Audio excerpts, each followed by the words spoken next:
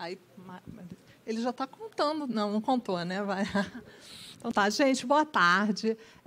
Queria muito agradecer o convite da ABRADT. É uma honra estar aqui nas Minas Gerais, em Belo Horizonte, primeira vez que estou aqui nesse seminário. Muito importante, um congresso assim, foi super badalado, né, esse congresso, apareceu em tudo que é rede social. Eu gosto muito de estar nas redes sociais, então acompanhei todos os preparativos, queria saudar a mesa, saudar os meus colegas de mesa, agradecer o Dr. Walter, o Dr. Leonardo Alvim, que me fez o convite também. É uma honra saudar todos os presentes aqui. O tema da responsabilidade tributária de grupos econômicos de fato. Eu já botei uma interrogação ali logo no início, porque é um tema realmente instigante. A gente não sabe bem se é de fato, se é irregular, se o grupo é irregular ou se é de fato, mas, na verdade, eu vou tentar elucidar algumas questões e trazer a abordagem da Receita e aliada ao meu tempo de DRJ, de Delegacia de Julgamento. Eu estou há pouco tempo no CARF, eu tomei posse dia 3 de setembro.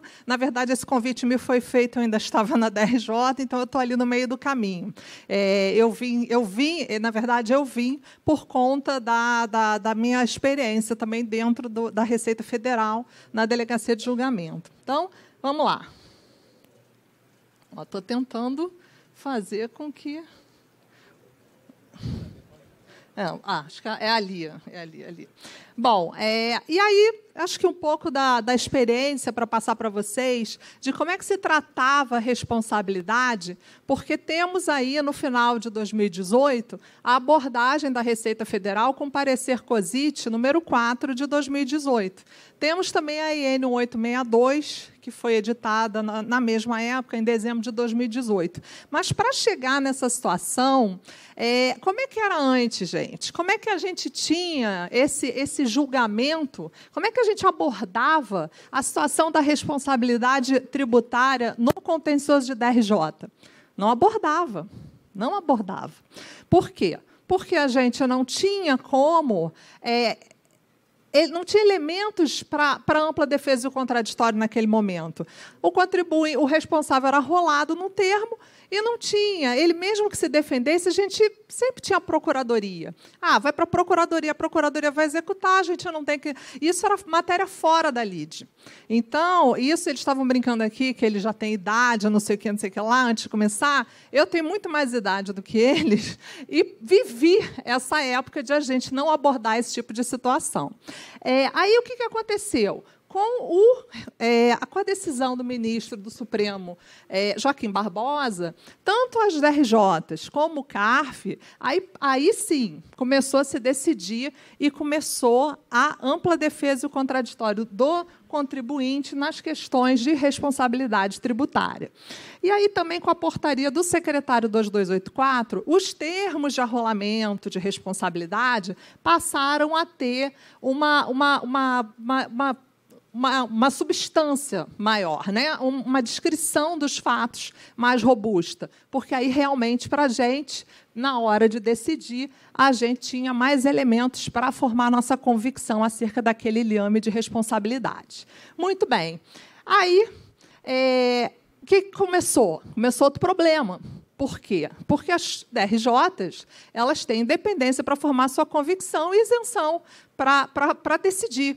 E aí, ninguém se entendia, né, gente? Aí uma DRJ decidia de um jeito, turmas de DRJs decidiam de outro jeito, julgadores de DRJ decidiam de formas diferentes e, muitas vezes, dava 3-2. Então, não havia um entendimento acerca daquelas questões. Como, até então, até a chegada do parecer, não havia. Isso gera o quê? Insegurança jurídica.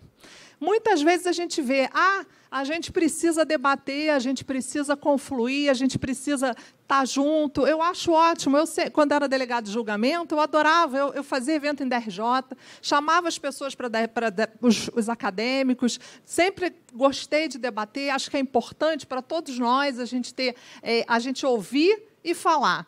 Então, a gente tinha essa confluência de ideias. E como a gente faz aqui?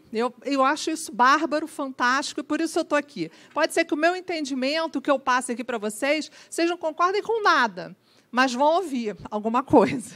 E aí pode ser até que mudem de opinião, quem sabe, né? E aí, bom, quando a gente conseguiu fazer com que esse parecer fosse publicado, porque isso foi resultado de um grupo de trabalho. Isso foi insistentemente lançado pelos colegas da Receita, porque isso era uma coisa que incomodava tanto a fiscalização quanto quem julgava. Porque não é fácil você ter um trabalho, você desenvolve aquele trabalho, você faz um termo de verificação, você faz um termo de responsabilidade solidária, você leva algum tempo para terminar aquele trabalho, você faz uma construção, chega na DRJ, aquilo não vai adiante. Chega no CARF, aquilo não vai adiante. Então, a gente começou, aí houve a Receita, aí a gente, eu estou falando de Receita, sendo que eu não sou mais da Receita, mas houve essa preocupação de uniformizar o entendimento justamente para que o contribuinte tenha um norte, que a administração tributária tenha um norte. É preciso que haja norte. E aí, diante das grandes operações que começaram a se suceder sem parar, e a gente sabe que o CTN ele tem uma certa idade, já que o papo era idade aqui, o CTN tem uma certa idade, ele não acompanha as operações, ele não consegue acompanhar apenas com o que está ali, interesse comum. Não dá. Então, o que aconteceu? O parecer ele veio para trazer uma tranquilidade, assim, pelo menos alguns conceitos importantes para a gente poder sustentar alguma coisa em relação à responsabilidade. Ele veio no momento oportuno de que as operações começaram a sofisticar demais e a Receita precisava acompanhar aquilo de uma maneira eficaz. Bom, aí ele, assim, o que eu vejo aqui também que é importante? A administração tributária e o contribuinte ele se prepara para o que vem. Ele sabe que se ele agir de determinada forma, ele vai ter um problema. Então, ele sabe, um parecer normativo, quando ele vem para elucidar questões, ele vem para interpretar a norma tributária. Aqui eu trago algumas decisões de DRJ, no caso do Rio de Janeiro, mas por conta de, antes do parecer, gente, a gente já tinha essa preocupação de entender que o mero interesse econômico ou jurídico, sem sustentação, sem substância, não gera responsabilidade. Então, isso antes do parecer. Mas, de todo modo, foi necessário para trazer uma uniformização de entendimento. Eu vou deixar a apresentação aqui, depois, se vocês quiserem, eu estou passando rápido por causa do tempo. Bom, as principais abordagens do parecer normativo 4, gente. Tratar a garantia do crédito. Porque como é que você vai cobrar? Pode dar tudo certo no contencioso. Pode ser lindo, pode ser rápido, pode ser célere, pode ser eficiente. E lá na frente, você vai cobrar de quem? Se vocês não tiverem de quem cobrar. Como é que vai ser? Fica complicado. Então, é para a garantia do crédito. O parecer também veio para isso. Olha, tem que apontar quem é que vai resolver isso. Quem é que vai arcar com esse ônus? Quem é que vai cobrir o crédito? Então, ele foi importante também nesse sentido. Com relação ao interesse comum, que também é uma questão do parecer, altamente, aliás, é tudo para mim, né? Porque essa questão do interesse comum você tem para todos os gostos, todas as correntes possíveis e imaginárias. Então, o que ele entendeu no interesse comum? Para mim, são 3 coisas. A situação tem que estar vinculada ao fato tributário, não pode ser uma coisa terceiro, totalmente fora do propósito ali daquela operação. Tem que estar vinculado. Tem que ter nexo causal. Nexo causal é importantíssimo. E o liame subjetivo. O ato também tem que ser ilícito. Então, o ato ilícito, o liame subjetivo e a questão do nexo causal são fundamentais para construir a relação do responsável com o ilícito e com o fato imponível aí, jurídico-tributário. Muito bem. Aí, vamos lá. Entramos no grupo econômico irregular. É de fato ou é irregular, né? Aí temos essa diferença. O grupo econômico irregular, gente, ele existe apenas formalmente. Ele é formal. Na verdade, ele não tem autonomia para formar, para poder exercer a sua função, a sua operação. Ele, na verdade, ele tem uma direção única. É só uma pessoa que mexe com dinheiro, é só uma pessoa que está ali para fazer aquelas tomar as decisões. Então, isso é um grupo econômico irregular. Não tem autonomia patrimonial nem operacional. Isso é o chamado abuso de personalidade jurídica. Onde a gente vê isso?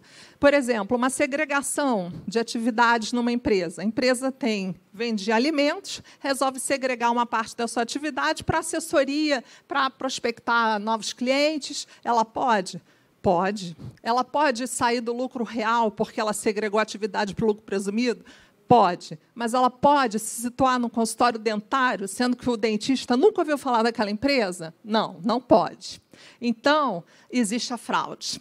Aí, no que existe a fraude, existe a responsabilidade do grupo. Eu não sei se eu estou sendo muito rápida por causa do tempo, mas vamos fazer exemplos assim bem tranquilos para vocês entenderem a essência do parecer. Vamos lá. Aí, o que acontece com o grupo? Eu tenho algumas dúvidas, né? Não adianta, porque, por mais que a gente leia o parecer, quanto mais a gente lê, mais dúvidas a gente tem. Mas, de todo modo, traz algumas questões importantes para a gente fechar o entendimento. No caso do grupo econômico irregular, é apenas o fraudulento? Eu tenho essa dúvida. Você tem um grupo econômico formal, legalmente constituído, e ele está funcionando bem. Ele comete alguma questão ilícita, mas não fraudulenta. Ele pode ser responsabilizado por essa infração? Eu trouxe aqui para os senhores, tá? Não sei. Tá? É uma dúvida que eu tenho. A questão do 50 com 123 do CTN, que as convenções particulares não podem ser opostas à fazenda pública, é a base do parecer. O 50 não é a base do parecer, a desconsideração da personalidade jurídica.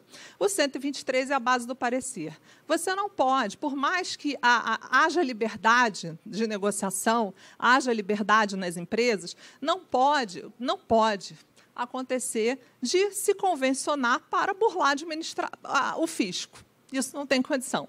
Para se deixar de cumprir com as suas obrigações. Isso não pode. Então, a base, vamos pensar no parecer, nessa situação. Meu raciocínio vai sempre nesse ponto, de como é que os fatos transcorreram.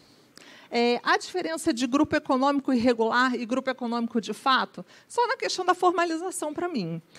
Questão de estar realmente configurado aquele grupo ou não. Vou mostrar já no próximo slide. Aí, o que acontece? Aqui foi o problema do parecer. Aqui é o paradigma do parecer.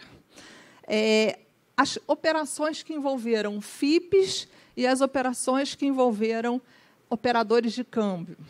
Então, o que aconteceu aí? Foram responsabilizados sócios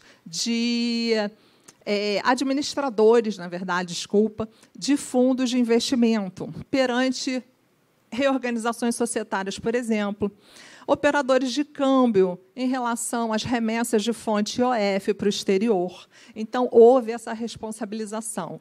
Elas foram mantidas em DRJ? Até o parecer normativo, havia divergência de entendimentos. Algumas turmas que tinham processos similares afastavam a responsabilidade. Outras entendiam que havia um interesse comum e se mantinha a responsabilidade. Só que, com o parecer, deu a diretriz de que essas responsabilidades, especificamente nos terceiros relacionados a essas operações, realmente, diante da comprovação, não pode ser simplesmente apontar a responsabilidade, tem que trazer a fraude, tem que trazer o ilícito, tem que trazer os fatos, senão não adianta, tem que ter a presença fiscal, senão não vai adiantar. Se não tiver robustez no arrazoado, aí não adianta. Então, tudo isso tem que estar comprovado no processo. E aí, sim, a partir do parecer 4, houve uma questão, a linearidade da situação a partir de então. A tendência no CARF, gente, aí depende do caso concreto. Nesse caso, vai depender caso a caso. Eu não posso falar porque eu estou começando lá, mas, de todo modo, vai depender do caso concreto. O que eu posso dizer que, em DRJ, a partir do parecer, há uma vinculação dos atos normativos da Receita, e eu acredito, na verdade, eu entendo que a administração tributária ela tem que ser una. Então, todo ato normativo, para mim, sendo um ato coletivo do que pensa a administração tributária, ele deve seguir adiante, sim, para mim. Tá? O que aconteceu aí? O paradigma que veio dessa decisão, inclusive que está no parecer, é do próprio CARF. Tá? E, justamente, a decisão ela veio trazendo a existência de informações concretas no termo de responsabilidade, que eu acabei de falar para vocês, de que a instituição financeira teria ofertado consultoria, por exemplo, uma consultoria, ou orientado para a simulação, não seriam determinantes para se manter a responsabilidade, e se houvesse a demonstração da fraude por ação ou omissão de dolo eventual. Quer dizer, é a questão fática que pesa. A gente sempre precisa analisar os fatos para poder entender como é que funciona aquele ato normativo. Muito bem. Esse caso de grupo econômico, para mim, esse primeiro seria de fato. É um caso louco. Caso de comércio exterior, de uma turma de comércio exterior que julga comércio exterior em delegacia de julgamento, e houve uma importação, uma empresa que importava bens, e esses bens eram vendidos no mercado de economia colaborativa. Importava pelo correio. Só que o sujeito, dono da empresa, ele pagava com o cartão de crédito dele, da mãe, do pai, do tio, da sogra, de não sei quem. E aí aquilo ficou configurado nos autos. Não tem como não manter. Não existe essa possibilidade. E aí foi mantida a responsabilidade. Gestor do fundo, eu já falei, né, nessas questões que estão lá no parecer, estão muito claras, tem que ter, vir os fatos precisam aparecer, tempo esgotado, meu Deus do céu. Ainda teria que falar da operação de negócios, mas aí, tempo esgotado, deixo aí a apresentação para vocês, não tem problema. A doutora Betina Gruppenhagen falou que é chique acabar no tempo, mas eu não consigo ser chique, assim que nem ela. Mas vamos lá, terminando já.